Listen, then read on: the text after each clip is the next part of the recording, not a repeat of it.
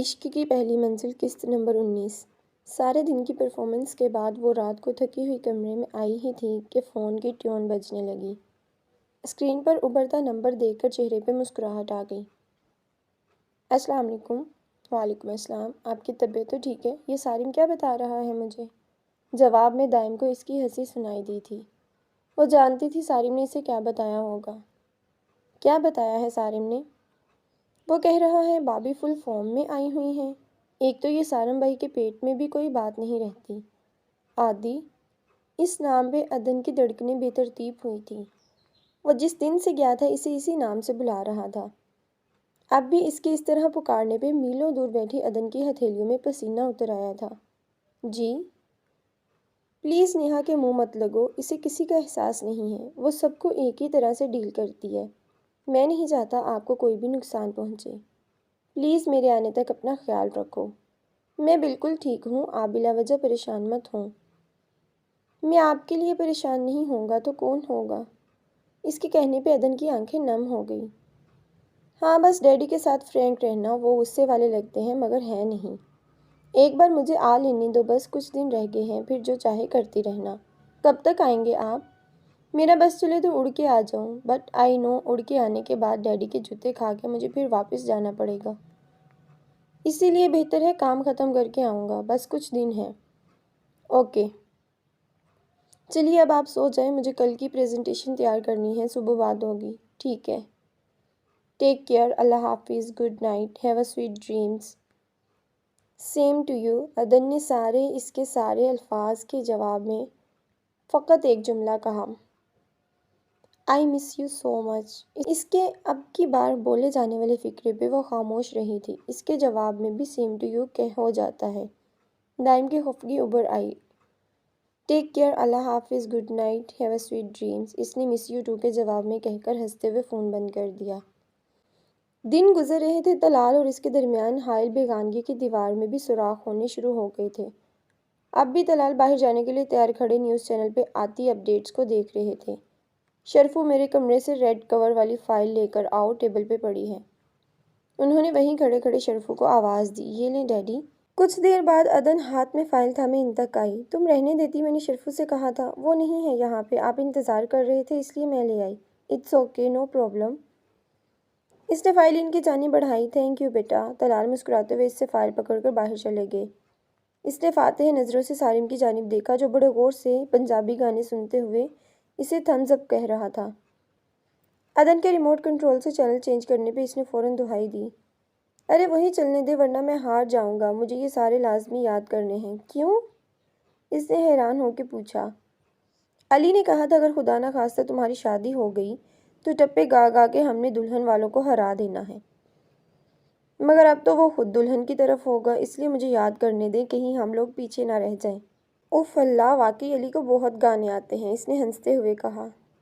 تو اور کیا، اس لیے تو میں کہہ رہا ہوں مجھے یاد کرنے دیں۔ آپ نے یہ سیاسی ٹاک شو دیکھ کے کیا کرنا ہے، واپس لگائیں ادھر۔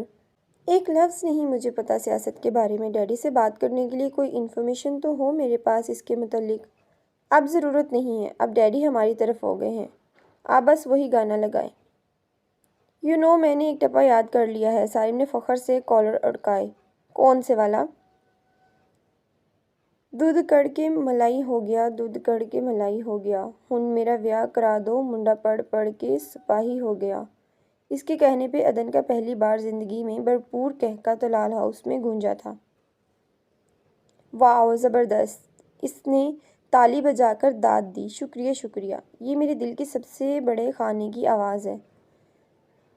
تبھی سارا عظمیٰ کو اسٹرابری شیک کا کہتی ہوئی ان کی جانب آئی۔ چہرے پہ ہمہ وقت رہنے والی مسکراہٹ عدن کو ہنساتا دیکھ کر فوراً غائب ہوئی۔ کیا ہو رہا ہے؟ ممی، ہم سارم بھائی کی شادی میں گانے گانے کے لیے ٹپے سلیکٹ کر رہے ہیں۔ یہ میں تمہاری ممی کیسے ہوئی؟ آج کے بعد مجھے ممی مت کہنا، وہ کہہ کر دوسری جانب دیکھنے لگی۔ جب آپ دائم کی ہیں تو ان کے حوالے سے میں بھی تو آپ کو ممی ہی کہوں گی۔ سارا نے اس کے جواب پہ سلگ کر دیکھا، تبھی نیہا ان کے کان کے قریب آئی۔ یہ حوالہ زیادہ دیر تک نہیں رہنا ممی جی۔ نیہا کے کہنے پہ ان کے چہرے کے زاویے ڈھیلے پڑ گئے۔ بھابھی، آپ ممی کو بے شک ممی مت کہیے، مگر مجھے سارم ہی کہیے۔ جتنی آپ مجھے عزت دیتی ہیں اتنی تو کبھی کسی نے نہیں دی۔ ایون میری ہونے والی بیوی بھی مجھے تم کہتی ہے۔ اس کی بات پہ سارا نے حیرت سے دیکھا۔ کون سی ہونے والی بیوی؟ No no, it's a top secret mummy, ابھی نہیں بتانا میں نے، بھابھی آپ بھی کسی کو نہ بتانا۔ اوہ، تو اب تم مما کی بجائے اس کل کی آئی لڑکی سے ٹاپ سیکرٹ شیئر کرنے لگے ہو؟ سارا کے کہنے پہ عدن کا چہرہ پھیکا پڑا۔ بالکل، کیونکہ یہ کل کی آئی لڑکی میری بہن پہلے اور بھابھی بعد میں ہے۔ بھابھی دائم کو بھی نہ بتانا، ہم اسے سرپرائز دیں گے۔ اس کی بات پہ نیہا طنزیہ مسکرائی۔ اور کتنے سرپرائز دینے ہیں تم لوگوں نے دائم کو؟ وہ تو پہلا سرپرائز دیکھتے ہی ڈہ جائے گا، باقیوں کی تو ضرورت ہی نہیں پڑنی۔ نیہا کی بات پہ سارا نے فوراً سختی سے اس کا ہاتھ دبایا۔ کیوں، تم نے ایسا کون سا سرپرائز دینا ہے اسے؟ سارم نے اچنبھے سے پوچھا۔ تمہارے ڈیڈی کی جیت، اس سے بڑا بھی کوئی سرپرائز ہو سکتا ہے کیا؟ سارا نے فوراً بات سنبھال کے نیہا کو گور کے دیکھا جو زبان پھسلنے پر کھسکانی سی ہو گئی تھی۔ آج الیکشن تھے، طلال پچھلے 2 دنوں سے گھر نہیں آئے تھے اور اب سب بے چینی سے نیوز چینلز پہ آنے والے غیر سرکاری اور غیر حتمی نتائج کو دیکھ رہے تھے۔ یہ کیوں نہیں بتا رہے ڈیڈی جیت گئے ہیں؟ اوپر سے فون بھی آف جا رہا ہے ڈیڈی کا، آدھے گھنٹے سے ٹرائی کر رہا ہوں۔ بھائی ظاہری سی بات ہے، غیر سرکاری نتائج میں بھی تو ہماری ہی پارٹی آگے ہے۔ فائنل رزلٹ بھی ڈیڈی کے حق میں ہوگا، عدن نے چہرہ ہتھیلی پہ رکھے اسکرین سے نظریں ہٹا کر کہا۔ میرا خیال ہے تم لوگ جاؤ اپنے اپنے کمرے میں، نے اور نیہا ویٹ کر رہے ہیں طلال کا، اور کچھ دیر شاید آ جائیں گے۔ سارا نے بالخصوص عدن کو کہا جو یہاں بیٹھی کسی طور پر برداشت نہیں ہو رہی تھی۔ کیوں ممی، ہم ڈیڈی کو مبارکباد دیے بغیر ہی چلے جائیں؟ بھابھی آپ نے بھی نہیں جانا، بس ڈیڈی آنے والے ہوں گے۔ تبھی نیوز اینکر کے منہ سے حتمی نتائج کا اعلان سنتے ان سب کے چہروں پہ خوشی کی لہر دوڑ گئی۔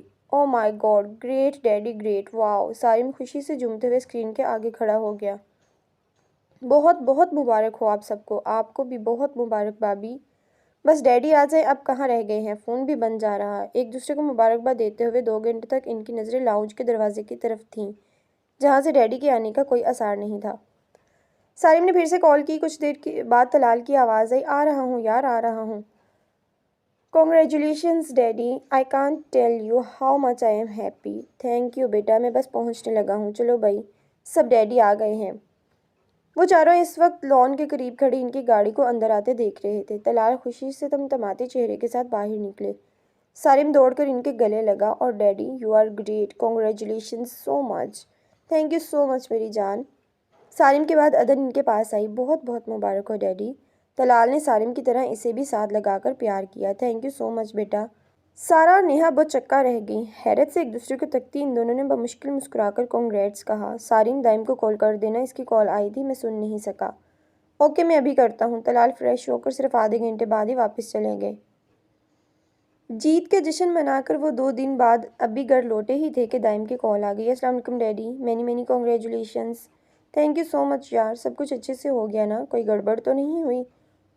نہیں نہیں، سب اچھے سے ہوا، گڑبڑ کرنے والے کچھ بھی کرنے کے قابل نہیں رہے۔ That's great. کیسی طبیعت ہے پھر فائق لگاری کی؟ امید تو ہے ایک ہارٹ اٹیک آ گیا ہوگا اسے۔ میں نے FIR درج کروا دی تھی، مگر اس کے کچھ پالتو جانوروں نے پہلے ہی اسے خبر کر دی تھی۔ کل وہ اپنے میڈیکل چیک اپ کا بہانہ کر کے آسٹریلیا کے لیے فلائی کر گیا ہے، مگر کب تک بھاگے گا؟ واپس تو اسے ادھر ہی آنا ہے۔